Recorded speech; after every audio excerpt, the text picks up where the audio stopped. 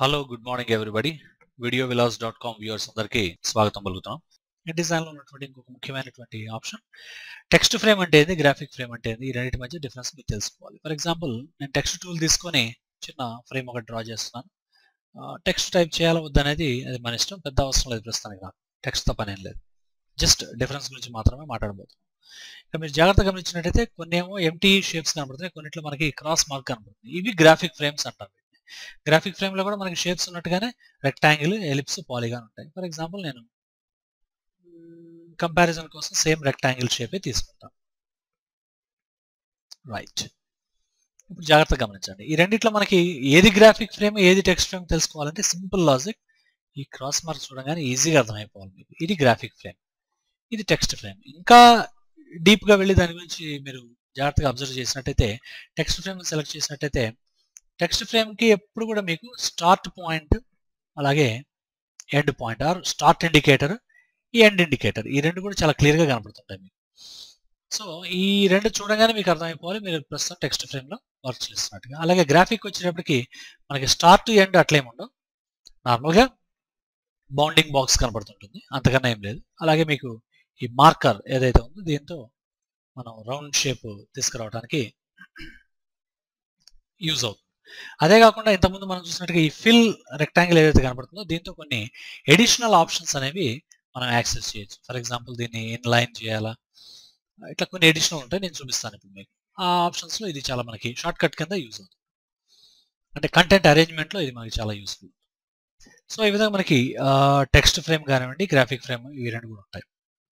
అయితే ఈ text frame లో మనం టెక్స్ట్ టైప్ చేయాలనుకున్నప్పుడు సింపుల్ డబుల్ క్లిక్ చేసేసి ఆటోమేటిక్గా మనకు నచ్చినటువంటి టెక్స్ట్ ఇన్ఫర్మేషన్ దాంట్లో ఇవ్వచ్చు.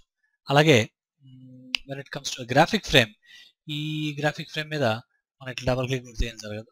సో జనరల్గా ఫైల్లోకి వెళ్ళి ప్లేస్ ఇంపోర్ట్ అనేటువంటి ఆప్షన్ తీసుకొని మనకు నచ్చినటువంటి పిక్చర్ని మనం సెలెక్ట్ చేసుకునే పరిస్థితి.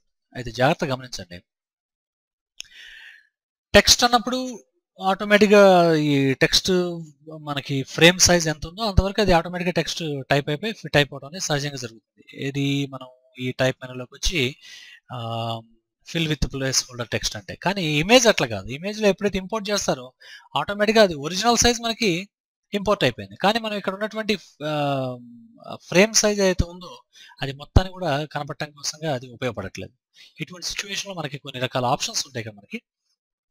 మీరు జాగ్రత్తగా గమనించినట్టయితే మీరు ఎప్పుడైనా సరే ఒక ఫ్రేమ్ సెలెక్ట్ చేయగానే ఆటోమేటిక్గా యాక్టివేట్ అవుతాయి ఇక్కడ ఆప్షన్స్. చాలా చాలా యూస్ఫుల్గా ఉంటాయి. ఈ ఎక్స్ అనేటువంటిది మీకు ఎక్స్ పొజిషన్ అడ్జస్ట్ చేయడానికి, వై అనేటువంటిది వై పొజిషన్ అడ్జస్ట్ చేయడానికి, అలాగే విడ్త్ అడ్జస్ట్ చేయడానికి మనకి ఇక్కడ. అదేవిధంగా విడ్త్ హైట్ టుగెదర్ ఒకేసారి మనకి విడ్త్ హైట్ రెండు చేంజ్ అవ్వాలంటే ఇక్కడ ఉంటుంది. లేదా మనం డైరెక్ట్గా క్లిక్ చేసి డ్రాగ్ చేయడం వల్ల కూడా జరుగుతుంది. ఎప్పుడైతే మీరు డబుల్ క్లిక్ చేస్తారో ఆటోమేటిక్గా ఫ్రేమ్, ఇంతకు ముందు వీడియో క్లిప్లో నేను చెప్పాను, కాంటెంట్ సైజ్ ఎంత ఉంటే అంత సైజ్కి అది అడ్జస్ట్ అవుతుంది.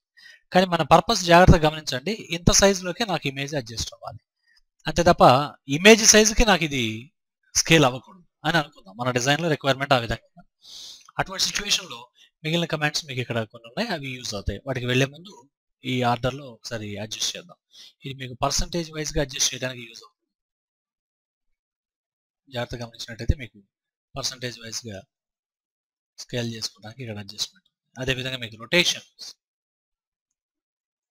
ఎనీ టైం మళ్ళీ నార్మల్ వాల్యూ ఇవ్వచ్చు. అలాగే షియర్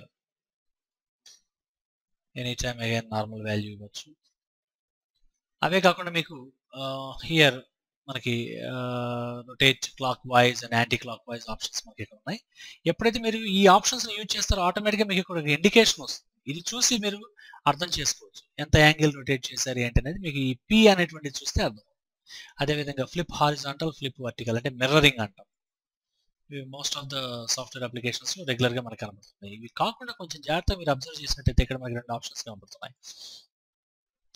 ఇక్కడ సెలెక్ట్ ఫ్రేమ్ అనే ఉంటుంది ఫస్ట్ ఆప్షన్, అలాగే కంటైనర్ అంటాం, లేదంటే సెలెక్ట్ కంటైనర్ అనొచ్చు దీన్ని, అలాగే సెలెక్ట్ కాంటెంట్ అంటాం. ఇప్పుడు చూడండి కాంటెంట్ సెలెక్ట్ అయింది, అదే ఫస్ట్ ఐకాన్ క్లిక్ చేసినప్పుడు కంటైనర్ సెలెక్ట్ అయింది.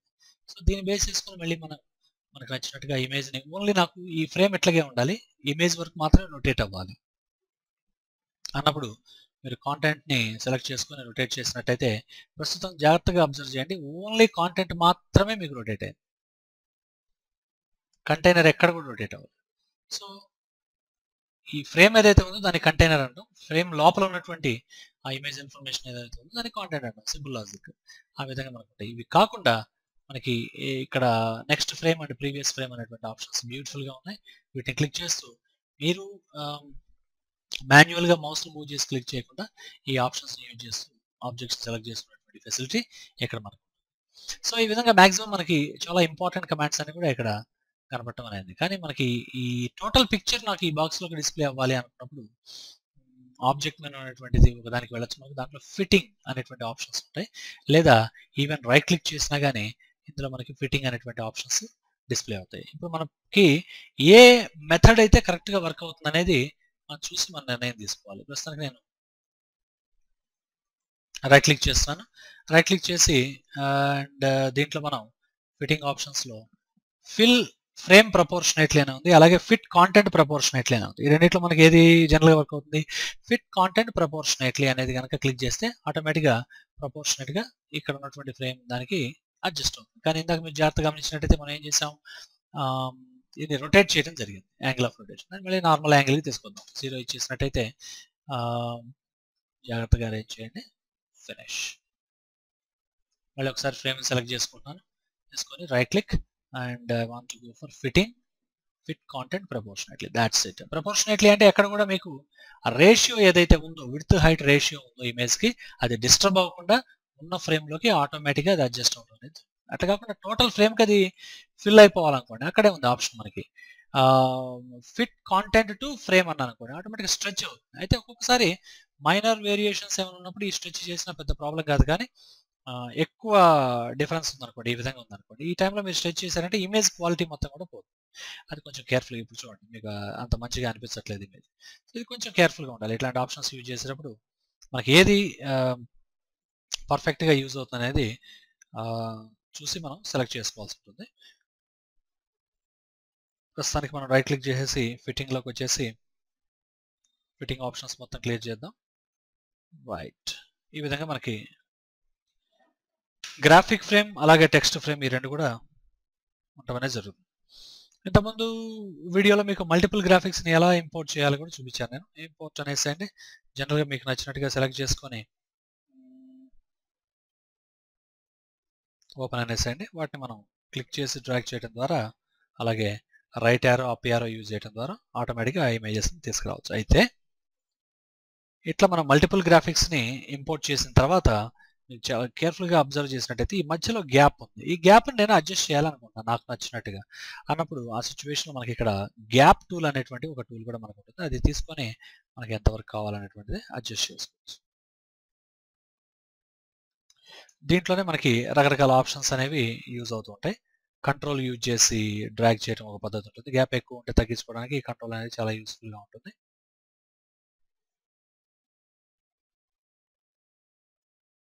అదేవిధంగా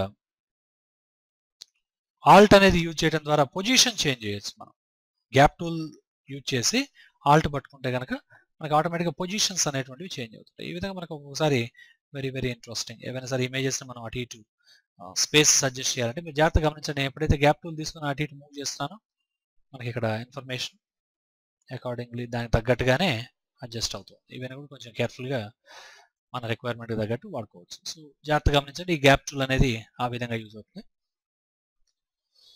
అదేవిధంగా మనం ఒక ఇమేజ్ని ఎప్పుడైనా సరే ఇంపోర్ట్ చేసుకున్న తర్వాత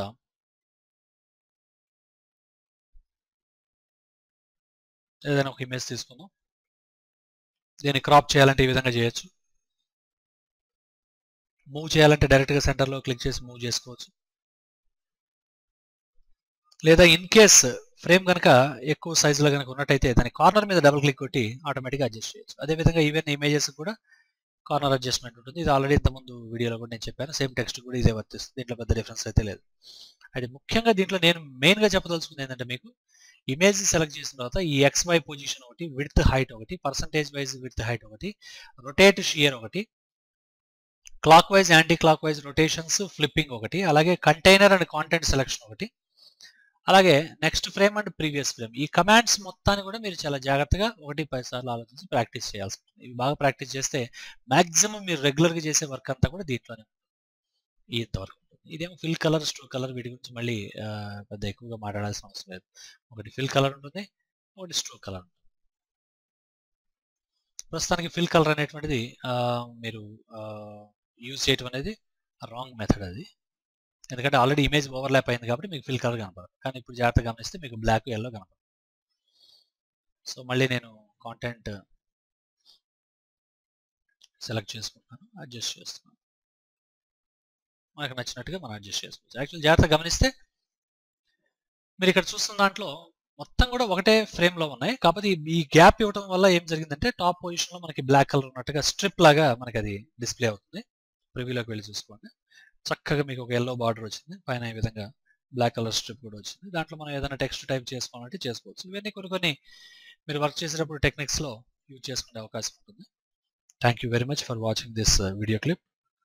వెల్కమ్ టు videovilas.com. కొంచెం అందరికీ చెప్పండి, ఎవరైనా సరే నేర్చుకోవాలనుకున్న వాళ్ళకి ఇవి డెఫినెట్గా యూజ్ అవుతాయి. Thank you very much.